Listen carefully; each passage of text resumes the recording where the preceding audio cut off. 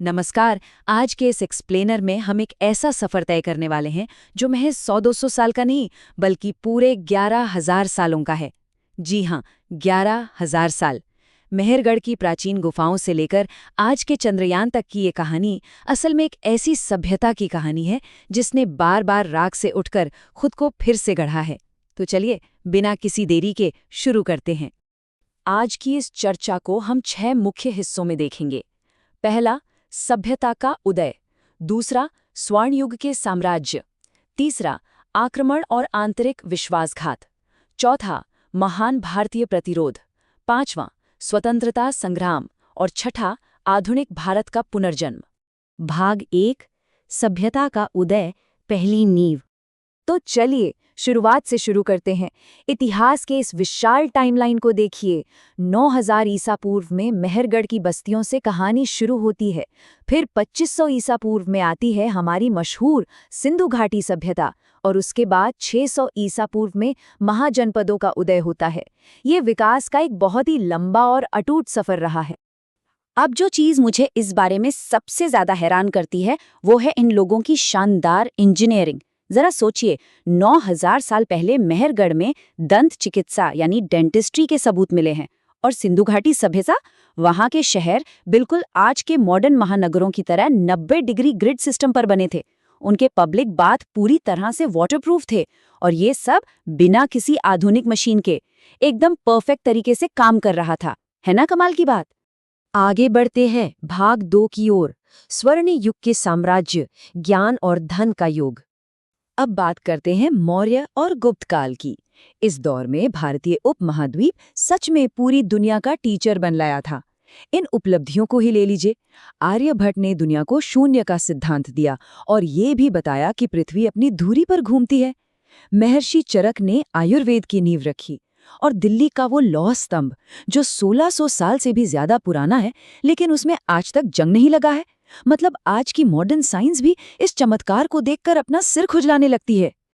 लेकिन इन साम्राज्यों की सबसे खास बात इनका गजब का संतुलन था। एक तरफ मगध की इतनी विशाल और ताकतवर सेना थी जिसका खौफ ऐसा था कि सिकंदर महान को भी भारत की सीमाओं से खाली हाथ लौटना पड़ा। वहीं दूसरी तरफ एक गहरी दार्शनिक सोच भी थी, जहां सम्राट अशोक ने कलिंग युद्ध के बाद पूरी तरह से शांति और अहिंसा का रास्ता चुन लिया और पूरी दुनिया में बौद्ध धर्म का संदेश फैलाया। भाग 3, आक्रमण और आंतरिक विश्वासघात, अंधकार का आगमन। देखिए, वक्त हमेशा एक जैसा नहीं रहता। अब एक ऐसा दौर आया जो विदेशी आक्रमणों से भरा हुआ था और अगर हम ऐतिहासिक स्रोतों को देखें तो एक बात बिल्कुल साफ हो जाती है। बाहरी ताकतों से ज्यादा हमारी अपनी आंतरिक फूट और विश्वासघात ने ही कई बार हमलावरों के लिए दरवाजे खोले।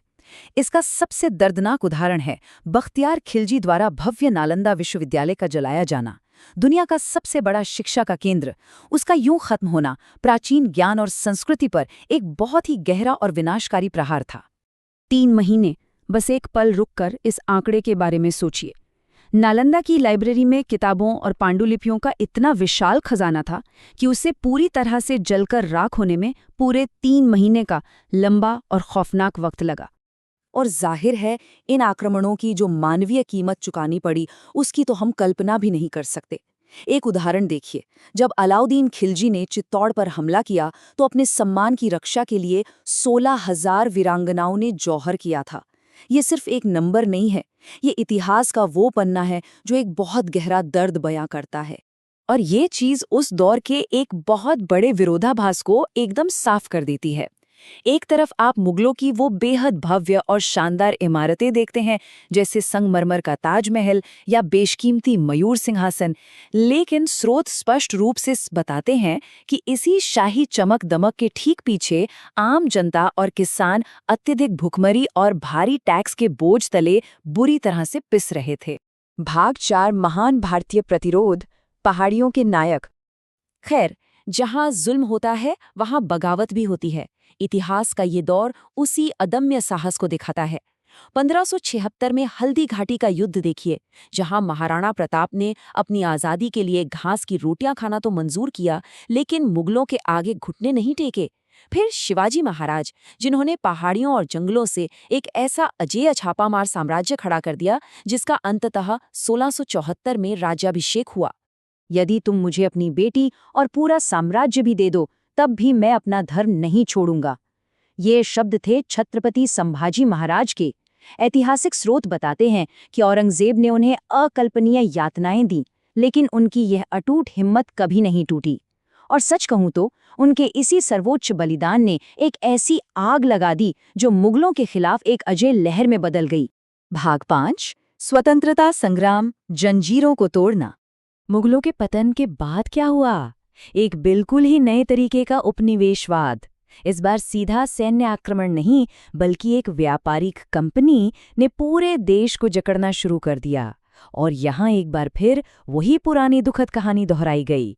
1757 में प्लासी के युद्ध में ईस्ट इंडिया कंपनी की जीत सिर्फ उनकी ताकत का नतीजा नहीं थी। ये जीत मीर जाफर के उस विनाशकारी आंतरिक विश्वासघात की वजह से मुमकिन हुई थी। इतिहास में बार बार बाहरी ताकतों ने हमारे अंदरूनी धोखे का ही फायदा उठाया। तो चलिए अब देखते हैं कि आज़ादी की ये लड़ाई कैसे आगे बढ़ी। 1857 के पहले स्वतंत्रता संग्राम से लेकर 1919 के जलियांवाला बाग नरसंहार की उस भयानक त्रासदी तक, फिर 1931 में भगत सिंह का वो सर्वोच्च बलिदान और आखिरकार 1947 की वो सुबह। ये एक ऐसा लंबा संघर्ष था जिसका अंजाम एक महान जीत तो था, लेकिन साथ ही विभाजन का एक बहुत बड़ा और न भूलने वाला दर्द भी दे गया। और इस दौरान भारत में प्रतिरोध की दो बिल्कुल अलग अलग धाराएं एक साथ चल रही थीं। एक तरफ तो महात्मा गांधी का वो विशाल अहिंसक जन आंदोलन था, और दूसरी तरफ नेताजी सुभाष चंद्र बोस और उनकी आज़ाद हिंद फौज का वो विस्फोटक सशस्त्र प्रतिरोध था, जिसकी गूंज आज भी हम महसूस कर सकते हैं। तो मुझे खून दो और मैं तुम्हें आज़ादी दूंगा। भाग 6, आधुनिक भारत का पुनर्जन्म, राख से उठना।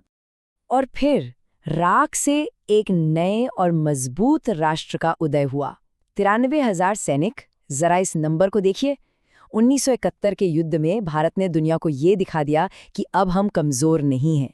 ये विश्व इतिहास का सबसे बड़ा सैन्य समर्पण था, जिसने ग्लोबल स्टेज पर भारत की एक बहुत ही मजबूत तस्वीर पेश की। और आज के आधुनिक भारत की बात करें तो हमारी तरक्की सच में हैरान करने वाली है। 1947 में जिस देश को आर्थिक तौर पर एकदम निचोड़कर खाली कर दिया गया था, वो आज दुनिया की 5वीं सबसे बड़ी इकोनॉमी है। चंद्रमा के उस दक्षिणी ध्रुव पर हमारा चंद्रयान सफलतापूर्वक उतरा है, जहां दुनिया के बड़े बड़े देश भी फेल हो गए। और आज हम एक बहुत ही शानदार ग्लोबल डिजिटल इंफ्रास्ट्रक्चर को लीड कर रहे हैं। तो इस पूरे 11,000 साल के सफर से आखिर हमें क्या सबक मिलता है? इस ऐतिहासिक विश्लेषण से एक बात एकदम शीशे की तरह साफ हो जाती है। इस सभ्यता को अनगिनत बार लूटा गया, कई बार अपनों ने ही धोखा दिया और इसे जलाया गया, लेकिन इसकी आत्मा कभी नहीं मरी। ये बार बार राख से एक फीनिक्स की तरह उठ खड़ी हुई है। भारत की असली पहचान कभी उसकी हार नहीं रही, बल्कि उसकी वो अजेय भावना रही है जो कभी हार नहीं मानती। अब आखिर में एक बहुत ही अहम सवाल हमारे सामने आता है। इतिहास ने तो अपना काम बखूबी कर दिया, लेकिन हम यानी आज की वर्तमान पीढ़ी उन लाखों गुमनाम नायकों की इस महान और अमर विरासत को आगे कैसे लेकर जाएगी? 11,000 सालों की ये अटूट कहानी अब पूरी तरह से हमारे और आपके यानी भविष्य के हाथों में है।